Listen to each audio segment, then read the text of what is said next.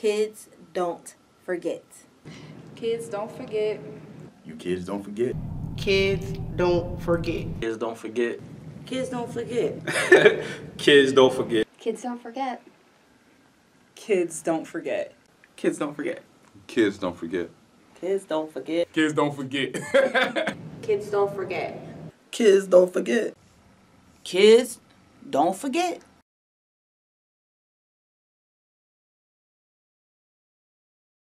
Matthew, how are you today?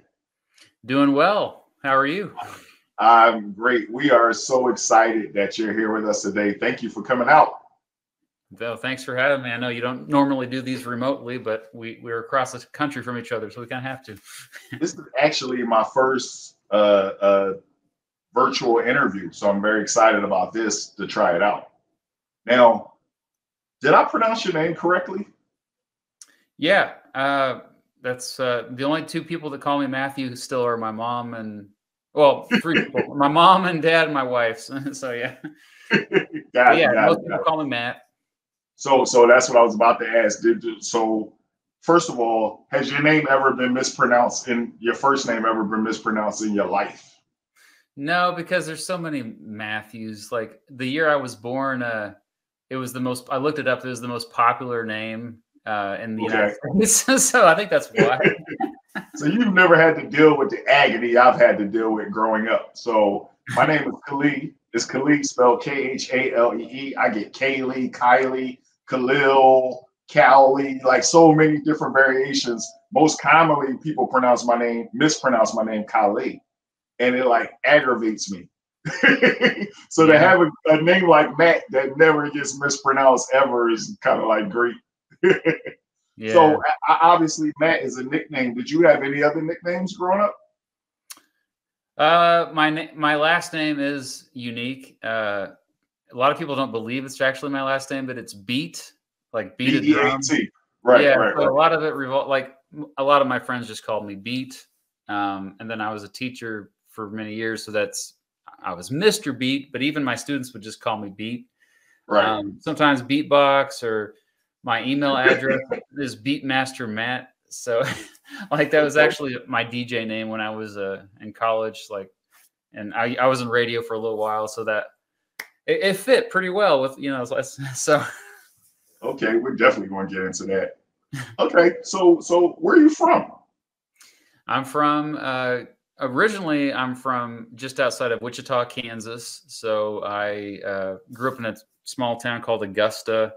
And then I went to the University of Kansas after high school, and actually ended up back there. Like we moved around a lot after I got married and started a family, but we're back just west of Kansas City. It's a college town. But it's about 100,000 people. Lawrence is the name of the town in Kansas, but we like it here. Okay. So you've been in Kansas your whole life, basically. Yeah, I lived in Nebraska for about 4 years, but other than that, yeah, I didn't get very far away. Now you said Augusta or Wichita? Augusta, which is Augusta. It's just outside of Wichita. Yeah. Okay. So if I were from Augusta, or better yet, you're at the mall in Augusta, and a girl who is also from Augusta, like you're a teenager, says, "Where are you from?" What do you say? Like, what neighborhood are you from? That's the thing. It's so small. There's no mall. There's no neighborhood. Like it's all pretty much one neighborhood. Okay. I would say we lived in a more rural area between Augusta and Wichita. So right. Like I couldn't even, if I wanted to go to my friend's house, I would have to hop on my bike and go like 3 miles. So I can't even ask you how you would describe your neighborhood growing up, because there essentially wasn't a neighborhood. Well, but it was cool. I was pretty lucky with where I grew up, because my parents still live there, but it's right next to a lake. It's a small lake, but it's a lake, and it's so we would walk down there and you could see it from our house. And so I lived on about 2.5 acres, so we had a nice big backyard. We made a baseball. My brother and I made a baseball field back there, and so, I mean, we had neighbors, but they were just kind of far away. So it's not like we were like in the middle of nowhere. Okay. I was just about to ask you if you were an only child, but you just mentioned your brother Older or younger? A year and a half younger. Younger. Okay. So are you the oldest, or are there more of you? I'm the oldest. I have also a younger sister who is almost 7 years younger than me. Ah, okay. So if you're 10 years old and you have a brother who's 8 or 7, whatever month it is, 8 or 9, yeah. 8 or 9, right? And you have a little sister who's 3. Yeah. Okay. What was that like for you growing up, being the oldest? Yeah, I mean, I was very bossy to my brother. I still am sometimes. I always I would have ideas and like, hey, come along and let's do this. And he'd be like, okay, like we start back to that baseball field thing. I started an imaginary baseball league where we would just play the roles of everybody on the different teams. And I kind of forced him to help me with it. We got really bored a lot. I mean, we didn't have cable. We only had 3 channels or 4 channels on TV after Fox joined up. But so when there wasn't much on TV, we kind of just like went outside and did stuff like that because we got bored. Got it. Got it. Were you like very protective of your little sister? Yeah, but the thing is, like, I never attended the same school as her, so Right. I think that would have made a difference, but definitely that's kind of the age difference made it so, especially when she was little, like I did whatever I could to take care of her. You know, I remember actually like changing her diapers. That's one of my earlier memories. Okay. Now, did you grow up with both parents? Yeah, I was lucky that my mom and dad are still together. They've been married. They pretty much they got married, and I was born 9 months later. But yeah, they 41 years now they've been married. Wow. So what was you can start with whichever parent you want. What was your relationship like with each of them? It was pretty good. My mom, I think I'm more like her. What's her name? Give her a shout out. Oh, her first name. Oh, Diana. Shout Miss out. Diana. Okay. Yeah. Okay. And so, I mean, she, when I was little, she got to stay home, at least part-time, but for most of my childhood, she was working full-time. But at the same time, she would come home and work full-time at home. Like, I didn't realize it until many years later that she probably didn't have much free time when I was a kid. Like all the things she drove me to, and she cooked a home cooked meal every single night. It wasn't like it was microwave dinners. It was like she loved to cook, and so maybe that's why. But always working, always cleaning, always she did so much. And but I felt like I had more it was easier to talk to her, I think, because we always kind of had the same kind of viewpoint about things. And my dad, he also worked all the time, but he was a mechanic for many years. And what's your dad's name? Oh, Alan. Shout out to Mr. Allen. Yep. He essentially, I felt like we didn't have as much in common other than maybe sports and stuff like that. He always coached me with sports, especially with baseball. So that's kind of how we connected through sports, I think, more than anything. And we didn't have many deep conversations, but when we did, like once a month or whatever it was, it would be like really deep, like philosophical, like an hour-long conversations. So he was the one who got philosophical when we did talk. Got it. Now, did you wind up becoming a parent yourself? Yes, I have 2 daughters, currently aged 11 and 8. Okay, nice. So 2 beautiful blessings. Yes. You know how your parents raised you because you were there. What would you say are some similarities and differences between your parents' parenting style and your parenting style? What did you take from them and you feel like you turned into your parents? And also, Is there something you like or things that you say, I'm never doing this with my kids? Yeah, like I feel there's more similarities than differences. Okay. As far as like just being involved, like my parents were really involved with in terms of every extracurricular activity they attend. Even if they worked all the time, they were able to like get off work to see me and like play soccer, for example. And also morals were really important to them. Now that said, like, so like I mean, they both live by the golden rule, you know, treat others as you want to be treated. And I think that's kind of guides everything as far as how I parent. Like I'm always constantly telling my daughters, okay, like what you just did, what effect did that have on others? And I mean, so much about like, even like they were asking me the other day about cuss words. I'm just like, the reason why you don't cuss is not because of, you know, any like weird, like it's strictly because you don't want to offend people. Like it's how you want other people to see you. And I think that's how my parents raised me. Like it's always about like, you need to be the best version of yourself to other people because that's all we got. All we got is each other. So even if it's a perfect stranger, like my dad would be the type of person who would just, if somebody went up to him on the street and asked him for $100, he'd probably give it to him. And so like, right. So I guess, yeah, how I parent in terms of differences, I'm not raising my kids in a very religious home. We're not religious. Okay. Whereas my parents are very religious. Like I was raised in a strict Catholic upbringing, and that's kind of what guided their morals, and it still does. So that's the biggest difference I would say is like I went to Catholic grade school, which means I went to mass like 4 times a week. My kids don't go to church, but that doesn't mean that they're not being taught morals, like being taught what's right or wrong. Right. Got you. Is there something that turned you away from the Catholic Church? Oh yeah, many things. In fact, my parents didn't even know I had stopped attending until probably 4 years ago because I told them I was too afraid to tell them because I didn't want to upset them. Right. And my mom's still upset by it. Like, but the thing is, like, a lot of what I was raised on was based on fear.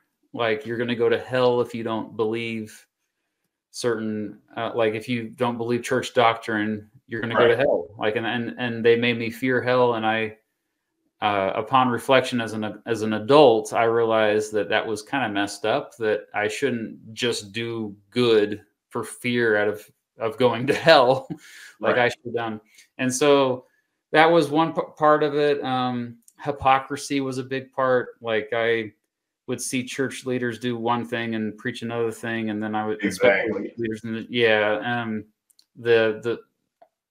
don't know if you've seen the movie Spotlight, but the priests and bishop and higher ups, the cardinals, even in the Catholic Church, the scandals that revolved around the priests that were molesting children and covering it up, and that was part of it. And then just like I think, as George Carlin said, I just reached the age of reason. Like if you're going to think critically about things, you got to think critically about all things, not just compartmentalize like most people do. Like, you know, it's fun to believe in stuff, but at the same time, I think for me, the truth is really important. And I think it's better sometimes just to say, I don't know. Like, I just don't, I haven't figured this out. So I'm not going to pretend like I know the answer. So, and I'm okay with that. I understand a lot of people aren't okay with that, but I kind of, it's almost liberating to me, like just to say, I don't know what happens after you die, or if there's a higher power or not. I don't know. Got it. Okay. Yeah. Let's shift back a little bit. I bet you don't remember all the schools you went to growing up. You mean like preschools? If you remember preschool, do you remember preschool? Did no, you start? I know I went to a Montessori school for like a year. That's one of my earliest memories, but I don't know the names of the preschools. But I do remember teachers is a different story. But from elementary on, you remember all those. I do. Yeah, I do because I only went to 3. Oh, really? Okay. So elementary school, where'd you go? St. James Elementary. That was the Catholic school I was telling you about. And then I went Okay. to Augusta Middle School, and then I went to Augusta High School, and that's it. Okay. So let's start at St. James. Like, what was your experience like there? What was elementary school like for you? Yeah, it was a small school. Like a lot of times I had like my 5th grade class, I only had 11 kids in that class. I remember that. Right. And so we all kind of were friends with each other, but if something went wrong, then we were all kind of enemies. Like, so that was, you didn't have anywhere else to go. So I didn't like that part of it, but yeah, like we wore school uniforms, of course. We, like I said earlier, we went to church 3 times a week, like Monday, Wednesday, Friday. Right. I got a good education there. Like it was intense. When I think about it, like when I went to public school for the first time in 6th grade, I found out that like my reading and writing was above average. And apparently that's pretty common because in Catholic schools like that, apparently there's more emphasis on your ability to read and write. I didn't even like, and so like, Right. Yeah, like it was mostly positive. Like, Okay. Okay. So, like, did you walk to school? Did your parents drop you off? You catch the bus? I rode the bus. Yeah, we Okay. so since my parents had to work, so we would wait out there in the dark and cold sometimes. Actually, I had some traumatic events happen when I was waiting for that bus. Like when I was in Okay. elementary, we watched one of our beloved puppies die. Like this truck came What? and didn't even slow down and hit our dog that followed us. We just go stay away from the road, and it went out to the road, and this truck didn't even slow down, hit it, and then I'll never forget it flying and then landed right in front of us. Oh. And our bus driver felt so bad for us. Shout out to Ray. Rest in peace. She came out and like helped move the dog to the you know, to the side of the road so it won't get run over again, and was trying to comfort us. We're sitting there bawling our eyes off. Me and You my couldn't brother. even bury them. You had to go to school. Oh yeah, because I had to go to school. It was like so yeah. But that's just So, anyway. what was your dog's name? That was Casper. Casper. Got him So on wait. Halloween. Do you? That makes sense. That makes sense. So Yeah. wait.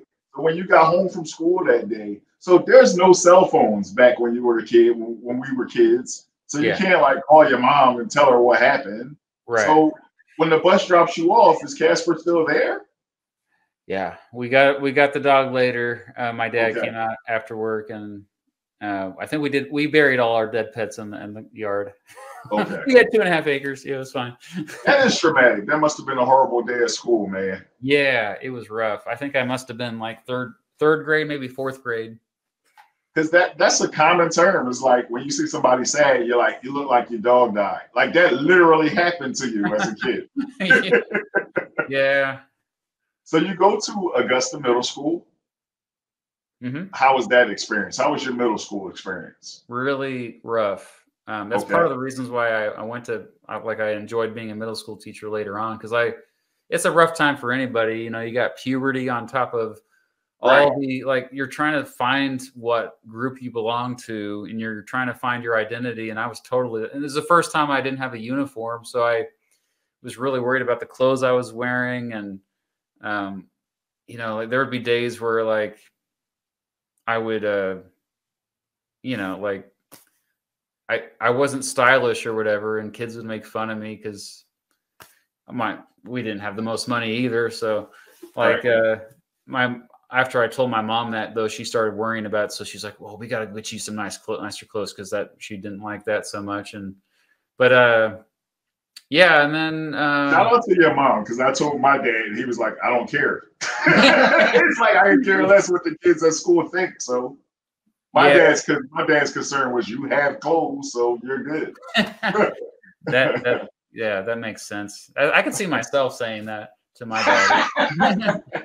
But they're spoiled. Yeah, no, and I mean, I remember I was so anxious and nervous on the first day of 7th grade that Okay. I broke out in hives. I had hives all over my body. When a teacher came up to me and said, "Are you okay? You want to see a nurse?" And because it was like, I guess it was anxiety that caused it sometimes. Right. I don't know. And but I did find my group, and it turned out okay. Like actually, a couple of my friends I met in middle school, I'm still really good friends with. So Okay. Were they like, did they like sports? Like, how did you even identify? Like, I interviewed one guy who was like, for his middle school, he was like, I finally connected with like the group of kids who like anime, like I did. It's like, so we all love Dragon Ball Z and Pokemon. So that's like how I connected with them. What was the connection with you and your group? mostly band. We were all Oh, in band okay. together, band Oh, you geeks. played in a band. What instrument? In middle school, yeah, I played trumpet. Okay. Yeah. And, What well, got you into the band? I was always into music since I was in elementary school. I started piano lessons when I was in second grade. Okay. And by middle school, I was already like trying to make my own music. And later, I did start a band with my brother, and when I was with a couple other bands. But yeah, like Okay. trumpet was just something that I liked it mostly because it was loud. And but I still have a trumpet. I still play it like when I get bored sometimes. Yeah. So is that your favorite instrument, or is it the piano? No, piano by far. And then guitar I picked up the guitar in high school. Okay. And of course, that's how you get chicks. So like that's why, that's why I was more drawn to that. Yeah. Okay. So you get through seventh grade because now you got a team of friends. Yeah. Okay. Then there's eighth grade. I'm assuming, does your middle school go up to eighth grade or ninth? Yeah. How does it work? 6th through 8th grade. Yeah. Okay. Do you have a graduation? In 8th grade, we had like a small graduation ceremony and a party. Yeah. Okay. Okay. And were you like relieved that middle school was over and high school is the next step? Yeah. Honestly, 8th grade year was a great year. Everybody was friends, and it was a wonderful year. I have nostalgia for that year. Okay. And then things went crappy again when I was in high school. Do you have any highlights from eighth grade? Like, if you think about the one thing, like, do you have a favorite day or something like that? One of my memories, I guess. Actually, I was kind of embarrassed, but at the 8th grade party, we had there was a mom of one of my friends that was there as a chaperone, and she was passing out something. I'm like, what's she doing? I go up and get what she was passing out. It was a picture of me and her son, and then one of our other friends. And Right. it was us the previous Halloween. We had gone trick-or-treating and causing mischief, but we were dressed as girls. So it was like, and so she thought that was going to embarrass us, and it was kind of embarrassing. But you got to remember, this is a conservative part of the country. Like, Right. it's not really a big deal anywhere. Like you dress up however you want, but yeah. So you go to high school, and if I remember correctly, you said Augusta High School. Yep. Okay. What was your high school experience like? The big show. Yeah, it was. The high school itself had about maybe 600 students, so not too big, but also not too small. Is it in your neighborhood? Like, do you walk or do you catch the bus? Had to still catch the bus. I hated it. That's why I begged and pleaded for my parents, like, can I get a car? And they finally gave in when I was a sophomore. And I got like a crappy T-Bird that didn't run, and we couldn't get it running. So I was like, okay. And then, so I saved up and got a Ford Ranger, which it was a good little truck. It was my dad's old truck. Basically, I bought it from him. Okay.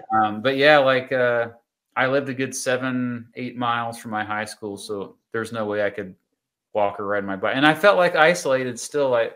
That's why a lot of times, I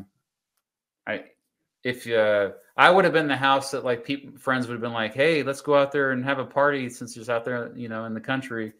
But my parents would not have any of that. Like I had a pretty strict, I was not the partying type. Got it. So your boys that your group that you had in middle school, they didn't go to the same high school as you did?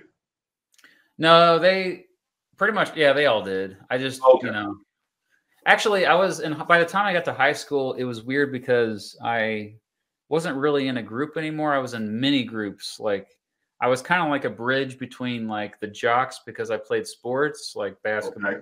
and, or not basketball. I'm sorry, that was middle school. Soccer and tennis was in high school.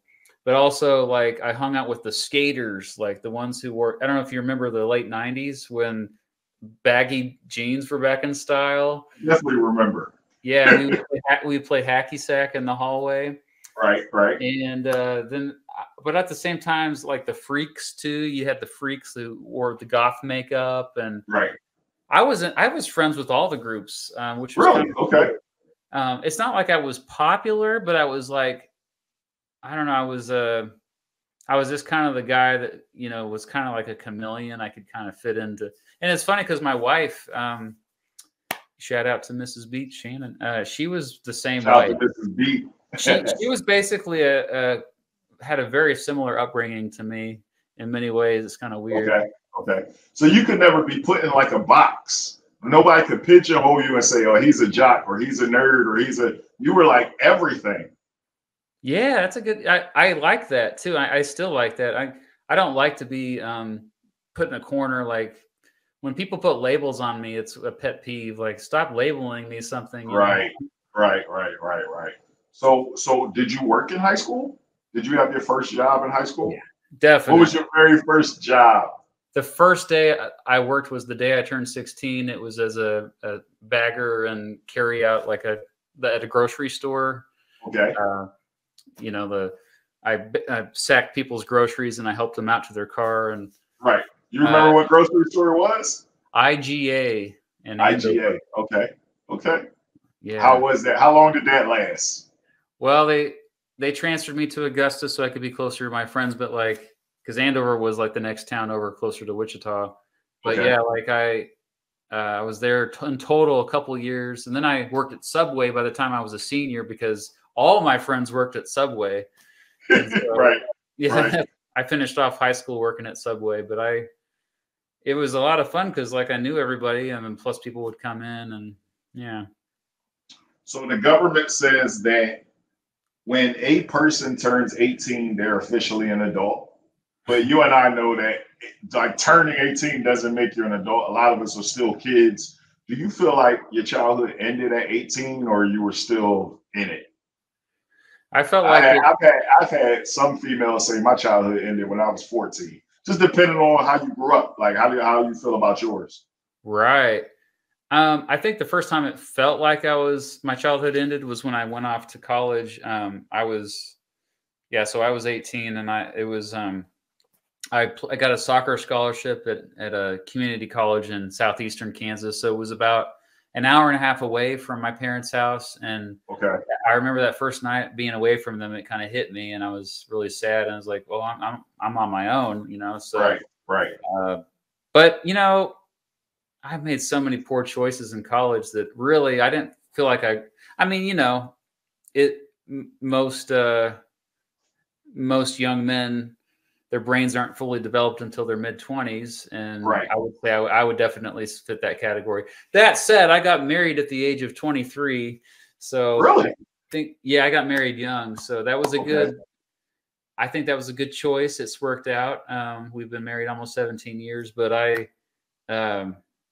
at the same time, like even like my career choice, like when I started out in radio and TV broadcasting, I think probably wasn't the best choice. So let's go back for a second. So you graduated from high school, but we skipped something. So you played soccer, you played tennis. Yeah. First of all, what made you get into tennis? Like you were already playing soccer when you were a kid, right? Yeah. I had played soccer most of my life, so that was a natural progression. And tennis was interesting. It was just something that the program was really small. And it was just something we wanted to do because we were bored and like, oh, this looks fun. And I think there's probably a couple girls that went out that were like, ooh. Right. You know? And then like that first year, my freshman year, that is the first time I had ever played. And so I was really bad, but they let anybody on the team. But then after the first year, all my friends decided not to go out for tennis our sophomore year. So I was the only one, and I wanted to quit as well, but my parents wouldn't let me. So I was like, okay, I guess I'm stuck with this. But then by the time I was a senior, I was pretty decent at it, and I Right. still play. Yeah. So. You sound like me with wrestling. Oh yeah. But you were that good at soccer that you got a scholarship. Yeah, I mean, I always credit the soccer scholarship with me breaking my nose my senior year because it was a pretty bad injury. That's why my nose is still kind of crooked. Is I was going for the ball. I don't see it. Oh. Anyway, my senior year, it was probably the 4th or 5th game of the season, and I was going for the ball, and this guy's elbow rammed me in the face, and I blacked out for probably a good 15 seconds. And in retrospect, apparently, I think I did have a concussion, but I was never diagnosed. But yeah, I had to have nasal passage surgery. Wow. And so it was pretty dramatic. Like there's pictures of me with my nose looked crazy. But then I came back and I wore a nose guard and I was playing, pretty much at the same level. And so what happened was opposing coaches would see that like, oh, this guy, man, he's pretty. And I was a defender. So I think that helped because I probably wouldn't have been as good at scoring. But yeah, so they recommended me to all league or something. I got like all league team, first team. And that's what helped me get the scholarship. Nice, so nice. Thanks, broken nose. Yeah. Who all came to your high school graduation? You remember? Family. Okay. Yeah. I have a big family. Like right. So it was more than just your immediate household, right? Yeah, like most of my dad's side is in Wichita. Most of my mom's side is in Topeka. Okay. And so we had big get together at their house, and it was. The other thing about my family is like hardly anybody in my like my parents and my extended family ever went to college, so that was a new thing. Right. Now, what did you major in? Did you already know? So let's go back. Did you have something that you wanted to be when you were a kid, like in your mind, like growing up? Yeah, I at one point wanted to be a cartographer, or I wanted to be a professional baseball player, but that was when I was really little. And then when I was in middle school, I wanted to be a cartoonist. I used to make a comic strip every single day, just like because I was really inspired by Jim Davis, the creator of Garfield. Garfield, right.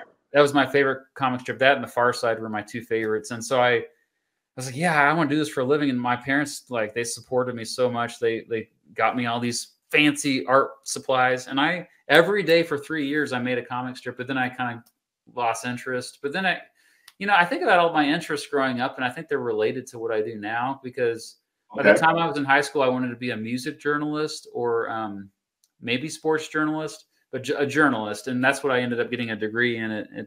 My first degree. I got 3 degrees. Okay. My first degree was in journalism, and then I ended up doing something like I kind of had a quarter life crisis and got out of, like I said, TV and radio, and then I did other things. But today with my videos, in many ways, I'm still like a journalist. So I think it's not like it was a waste, So the journalism, that was your original major when you went off? Yeah.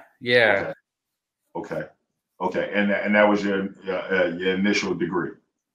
Correct. Yeah. And I worked at the TV stations, like the back of, I ran the cameras, and I went out and shot film and ran the audio board. I did the behind the scenes stuff, and radio was so much fun. Like I was a disc jockey, but by the time the reason why I think it was a poor choice to make to go into radio, like I was really excited about radio.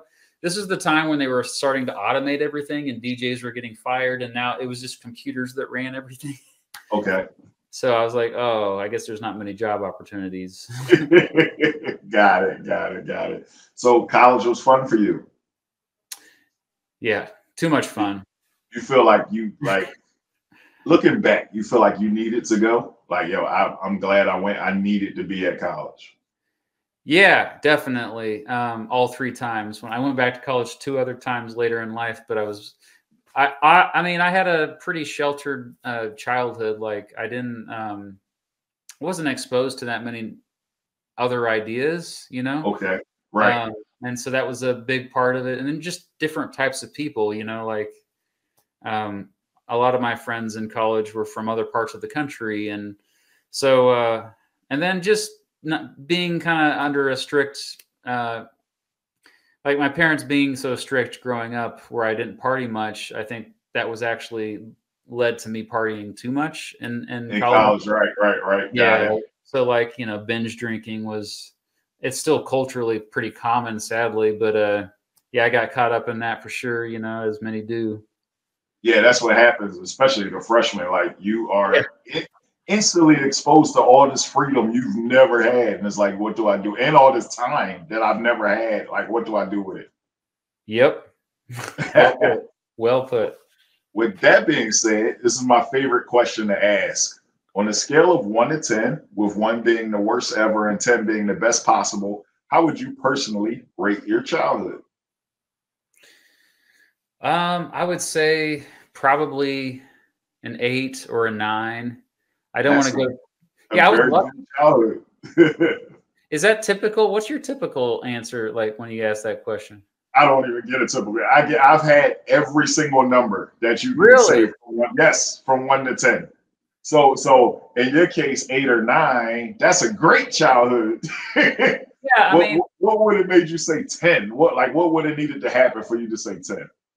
I mean, you know, there were problems. Like my dad has suffered from addiction for much of his adult life, and so that kind of it was a dark cloud over our family, especially like when it was alcohol. But Right. he's been clean for many years, and you know, there was.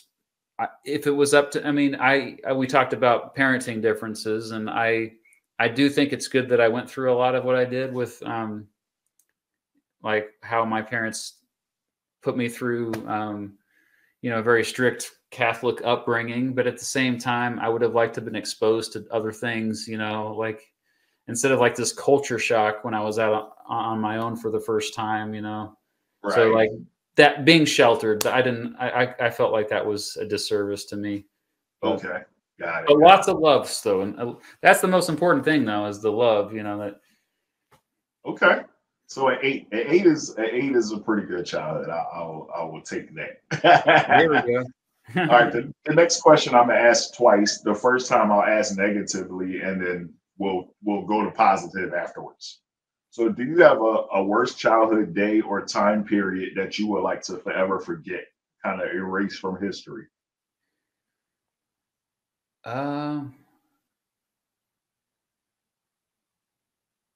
Yeah, I mean, but honestly though, you don't really, you do want to remember the bad stuff. Like, so I don't know, like maybe the answer is no. I want to remember all of it because it's not like it was, I mean, obviously, even if you experience trauma, there's ways to like deal with that. Yeah, like that's part of what this is, what you do. I think a lot of people are dealing with their trauma, but my trauma was not, I didn't have much trauma. I really didn't.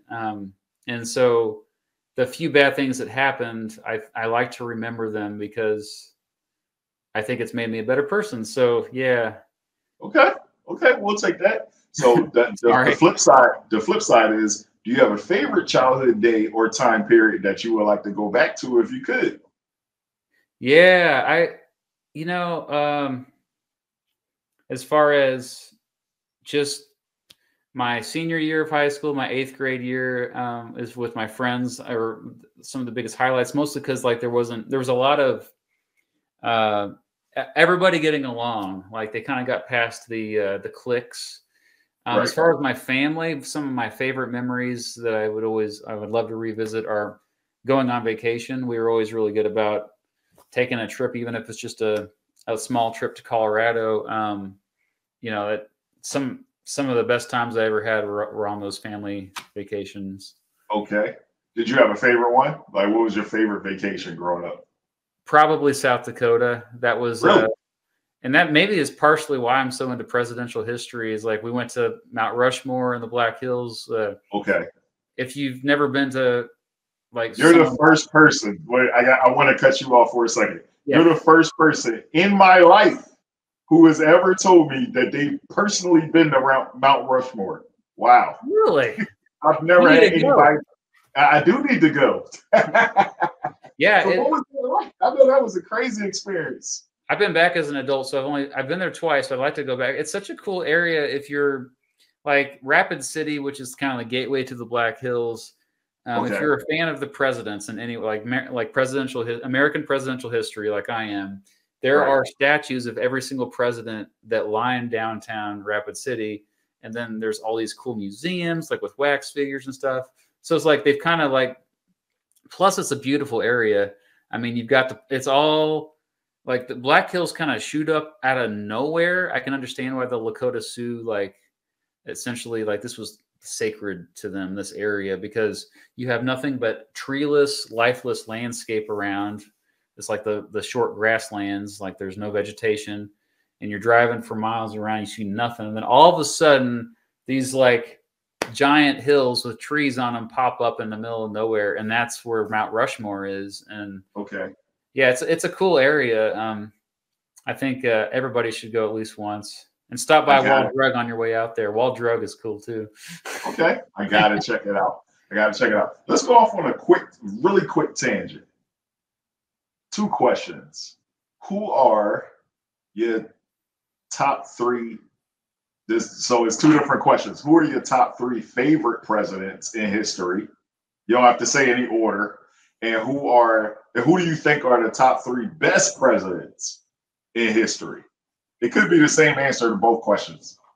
That's a good question. Yeah, I think my personal favorite is George Washington, Dwight Eisenhower, and actually probably Grover Cleveland, which is a weird one. People don't understand that, but I think everything I read about who he was as a person kind of makes me appreciate him, Okay. even though there was a scandal or 2 associated with him, but they're unfounded. Anyway, as far as best though, if I were just to keep my personal like bias out of it, still Right. George Washington, Okay. Abraham Lincoln, Okay. and the third one I would still maybe go with Dwight Eisenhower.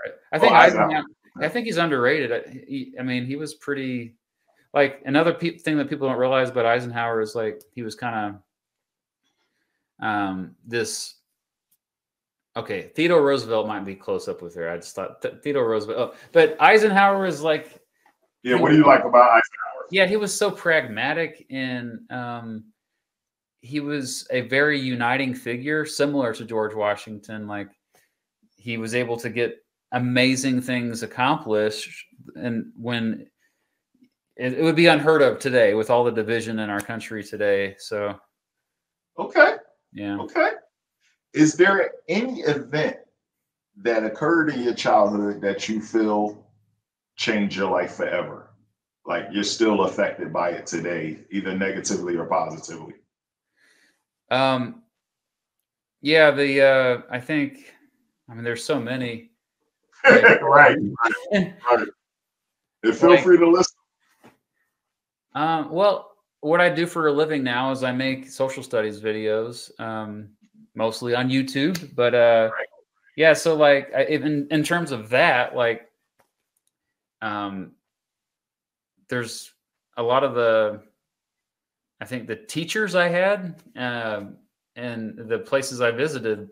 Like I had a really good social studies teacher in 7th grade. You give him a shout out? Mr. Emmett. Mr. Emmett. Shout out to Mr. Yeah. Emmett. That got me through middle school. And so, but yeah, also like, life's about relationships more than anything. And so I think obviously when I met my wife, I mean, that day that I met her, and we were friends before we were together. And we lived in the same apartment complex, and I'll never forget meeting her. And it's funny because at the time I was in another relationship and she was in another relationship.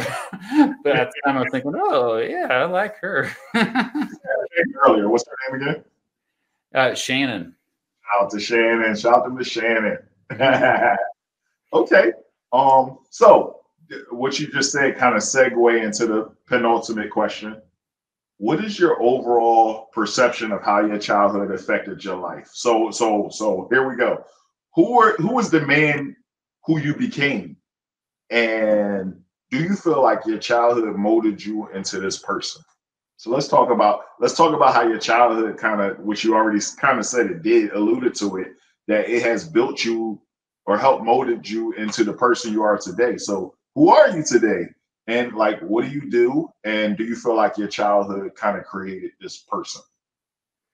Yeah, I mean, I know this whole series is about our kind of our environment growing up, our like what we experienced. But I do feel like a lot of who I am is just kind of was there anyway. Like I'm my mom and my dad in so many ways.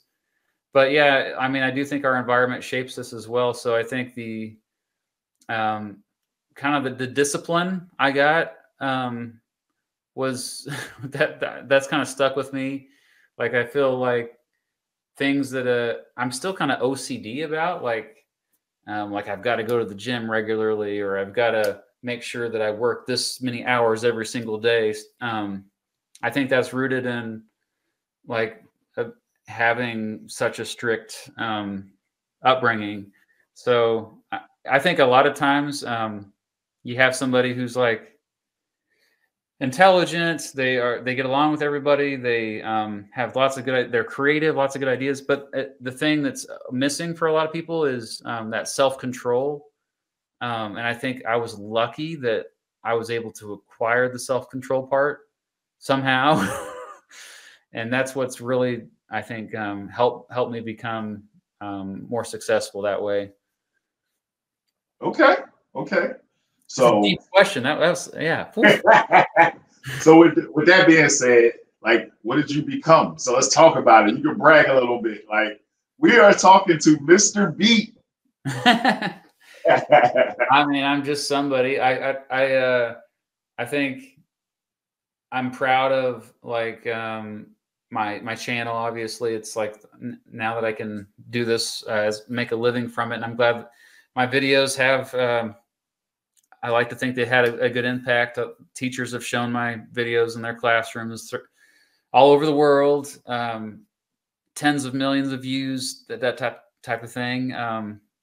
And I think the most important thing, like what I do more than anything, is I communicate. And it's something I haven't even mentioned this whole conversation, is that when I was really little, I had to see a speech pathologist because I was not able to speak certain words correctly, like certain vowel sounds. And right.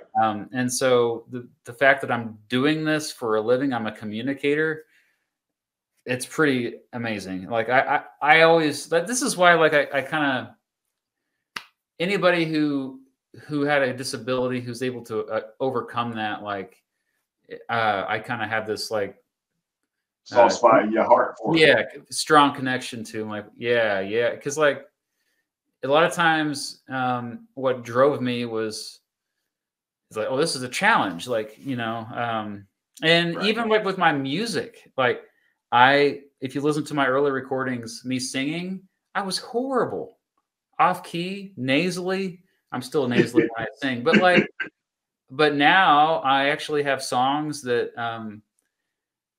related to my channel. I have songs right. about all the presidents, and I sing on all of them. I even rap on some of them, and that's the most successful music I've ever, like, they get streamed regularly, and it's amazing, like, because so many people told me that I'll never be able to do anything with my voice singing.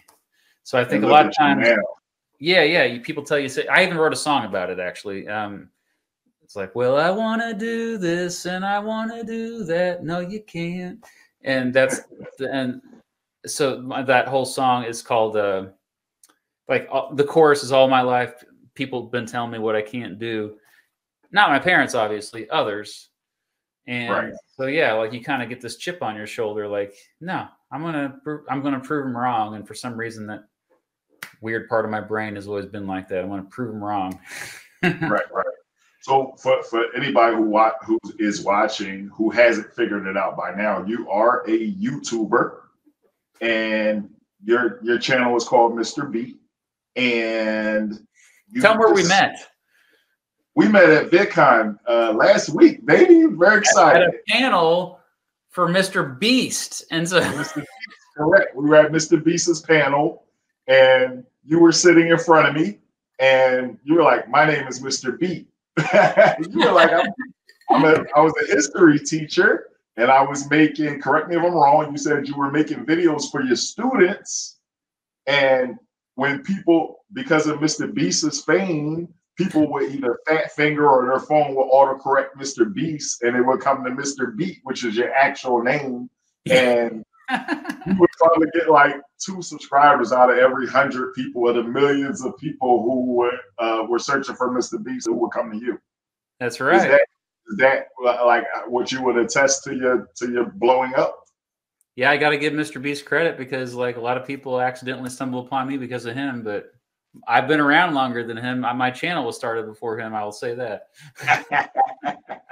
Well, you are doing like very great with YouTube. You have close to 600,000 subscribers, and it's a history channel. So you discuss the presidents, you discuss geography, and just your opinions on like who were the top 50 presidents, or what's the worst thing that happened during each president's during their time, like things of that nature. Correct? Yeah. Okay. Yep. Okay. So in closing, give some advice to blank-year-old you. So given the man you are today, knowing everything you know and everything you've experienced, if you could talk to a younger version of yourself from childhood, how old would Matt be, and what would you say to him? Invest in Google. No. Or Bitcoin. I probably, I think the typical answer might be 18, but I would go back further, like to middle school, like some of those. So 13-year-old Matt? Yeah, 13-year-old. Just say, hey, one day this is all going to pay off. Like you just have to, without the bad, there won't be good. So it makes you appreciate the good and be thankful for the bad, because it really is a blessing to go through crap. So it's okay. Because like if life was all like, I don't want, for my daughters, I don't want life to be too good for them. That would be horrible. So you want to have an adversity. The adversity is, you want to embrace the adversity. So okay, my 13-year-old self, though, I don't know if they'd believe that. Right. You don't believe it at the time, but you don't forget it. So it's like embrace that adversity. Got it. Yeah. Mr. Beat, Matthew, we really appreciate you for being here today. Thank you so much. Thanks for having me, Khalid.